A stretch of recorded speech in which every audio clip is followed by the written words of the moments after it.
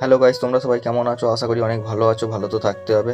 আমার 3 নম্বর ব্লগে তোমাদের সবাইকেই স্বাগতম। এখন বাজে বিকেল 5টা। আমি আর বাবা বেরিয়ে পড়েছি আমাদের সব রকম খাবার নিয়ে, যেগুলো আমরা ঠেলাগাড়িতে বিক্রি করি। ফাইনালি আমরা চলে আসি আমাদের ঠেলাগাড়ির কাছে। এখন ঠেলাগাড়িটা আমাদের খোলা হবে। আমাদের ঠেলাগাড়িটা খুলে খাবার দাবার সব গোছানো হয়ে গেছে। এখন শুধু কাস্টমার আসার অপেক্ষা। এটা হচ্ছে আমাদের নানপুরির ময়দা, এটা হচ্ছে নানপুরির সাথে খাওয়ার ঘুগনি, এটা হচ্ছে কষা মাংস। আজকের মাংসটা মারাত্মক হয়েছে গাই। এটা হচ্ছে ডিম সেদ্ধ। ফাইনালি আমাদের দোকানে প্রথম দুটো কাস্টমার চলেই আসে, তারপরে পরস্পর কাস্টমার আসতেই থাকে। সব তো আর ভিডিওতে দেখানো সম্ভব না, তো তোমাদের যেটুকুনি পাচ্ছি দেখাচ্ছি।